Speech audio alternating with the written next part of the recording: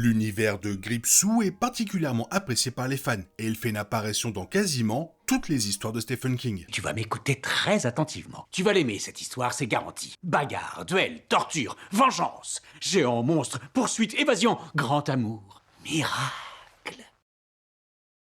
Le travail de Stephen King influence le genre horrifique depuis des décennies, notamment à travers les adaptations de ses meilleures histoires. Comme ça, récemment vu dans la série Ça, Bienvenue à Derry sur HBO. Le récit de Gripsou et du Club des Ratés demeure l'un de ses plus grands succès, mêlant horreur cosmique, récits initiatiques et mystères de petites villes. Certains lecteurs occasionnels de l'auteur seront peut-être surpris d'apprendre que de nombreuses histoires classiques de King sont liées à ça. Considéré comme l'un des plus longs romans d'horreur jamais écrits, ça reste une expérience de lecture terrifiante, même des décennies plus tard, et les récents projets de la Warner Bros.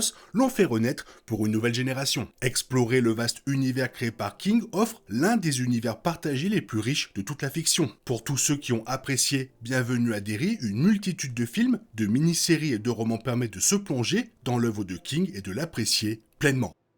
Christine raconte l'histoire d'Arnie Cunningham, un lycéen qui achète une vieille Plymouth Fury en piteux état. Espérant que la voiture lui permettra de se faire des amis, Arnie commence bientôt à changer radicalement de comportement, tandis que son ami Dennis est terrifié par la voiture et ses changements. Au fil du récit, la voiture, surnommée Christine, semble prendre vie et terrorise quiconque se met en travers du chemin de Arnie. Christine, l'une des plus grandes nouvelles de King, met en scène l'une des entités les plus emblématiques de son œuvre, à bord d'une Plymouth de 1958. Dans cette nouvelle, on trouve une scène où Henry Bowers, une brute du quartier, s'échappe d'un hôpital psychiatrique, mais l'entité Gripsou prend alors la forme de la voiture. Bowers, prisonnier à l'intérieur, est ramené à Derry, où il est contraint de s'asseoir à côté de la manifestation d'un de ses amis disparus. Dreamcatcher raconte l'histoire de 4 amis, Henry, Pete, John Z et Beaver, qui se rendent à Jefferson Tract pour leur traditionnelle partie de chasse. Alors qu'ils trouvent refuge dans leur cabane habituelle en montagne, ils réalisent qu'ils sont tombés au cœur d'une invasion extraterrestre. Des parasites contrôlent les habitants. Grâce à des pouvoirs spéciaux reçus durant leur enfance, ils tentent d'empêcher l'entité extraterrestre connue sous le nom de Monsieur Grey de posséder d'autres humains. Le roman presque parfait Dreamcatcher se déroule aux abords de Derry, ville où le Club des Ratés a affronté ça. Le lien avec le roman d'horreur de Stephen King est évident lorsque les personnages découvrent un mémorial dédié aux victimes de l'entité, orné d'un avertissement terrifiant de 2 mots inscrits à la peinture. Pennywise lives, ou Gripsou est vivant. Avec Monsieur Grey, il est difficile pour le lecteur de ne pas faire le rapprochement avec Gripsou et les autres entités qui peuplent le cosmos. L'histoire des Tommy Knockers commence lorsque, lors d'une promenade dans les bois près de Haven, dans le Maine, une auteure nommée Bobby Anderson découvre un fragment de vaisseau spatial enfoui sous terre. En le touchant, elle déclenche la libération d'une toxine qui lie les esprits des habitants de Haven au vaisseau. Alors que leur cerveau commence à ressembler à ceux des extraterrestres qui pilotaient autrefois le vaisseau, c'est à un homme du coin, Garde, qu'il revient d'empêcher la propagation du phénomène. Publié en 1987, les Tommy Knockers est une œuvre de Stephen King dont les fans attendent toujours une adaptation plus aboutie, après une mini-série sous-estimée. C'est l'une des visions les plus originales d'invasion extraterrestre en littérature. Dans le roman, un personnage traverse Derry et croit percevoir un clown l'observant depuis les égouts. Cette apparition, parmi les plus angoissantes de l'œuvre de King, établit un lien saisissant entre les deux récits.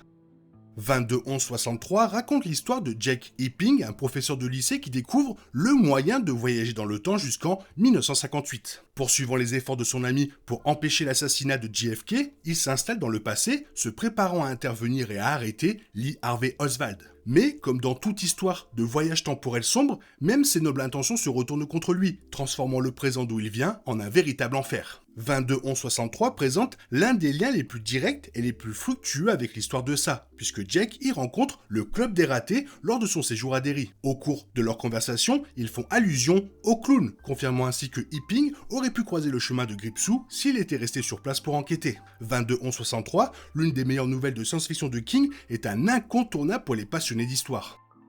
Considéré comme le film numéro 1 au monde, Les Évadés raconte l'histoire d'Andy Dufresne, un homme injustement condamné pour le meurtre de sa femme et de son amant et incarcéré à la prison nommée Shawshank. Là-bas, il subit les mauvais traitements des gardiens et des autres détenus et se lie d'amitié avec Ellis Red Reading, le narrateur du récit. Clamant son innocence, Andy comprend vite que le directeur de la prison n'a aucune intention de le libérer. quelles que soient les preuves. Concernant les romans, la prison d'état de Shawshank est mentionnée dans ça, confirmant ainsi son existence réelle au sein de l'univers centré sur Gripsou. Bien que l'une des histoires soit sans doute plus réaliste que l'autre, la présence de deux intrigues radicalement différentes dans un même monde témoigne de la grande versatilité de l'écriture de King. Même si son roman d'horreur ne fait pas explicitement référence à la prison, les similitudes avec les autres récits qui y font allusion sont suffisamment nombreuses pour le confirmer.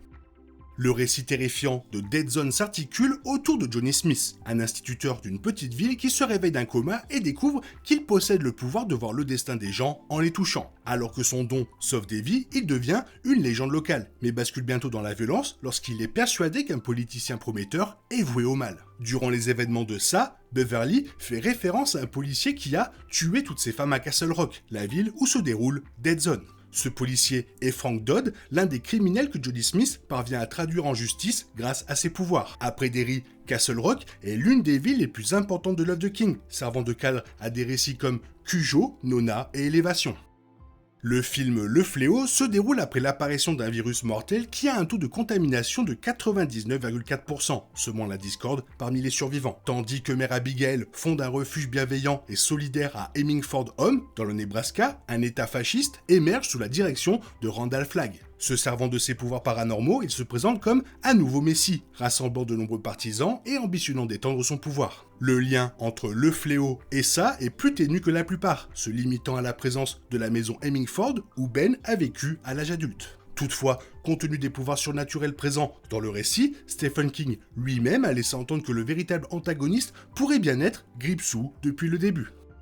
La Tour Sombre raconte l'histoire de Roland de Cheyne, un pistolero venu d'un autre monde, lancé dans une quête pour trouver la légendaire Tour Sombre et la protéger d'un sorcier, l'homme en noir. Sur son chemin, il rencontre Jack, un garçon capable d'entrevoir d'autres réalités, ce qui lui permet de l'aider dans son combat contre son ennemi juré. La Tour Sombre est une histoire qui relie de nombreuses autres œuvres de King, l'adaptation cinématographique s'attachant à montrer un lien évident avec le Club des Ratés et Gripsou. Si le film démontre la difficulté d'adapter les nombreuses œuvres de King, il a néanmoins rappelé à de nombreux spectateurs qu'il ignorait que certaines des meilleures histoires de l'auteur sont liées entre elles. Dans l'histoire, il y a surtout Mathurin, qui est l'ennemi naturel de ça et qui dans la Tour Sombre est un des 12 gardiens du rayon.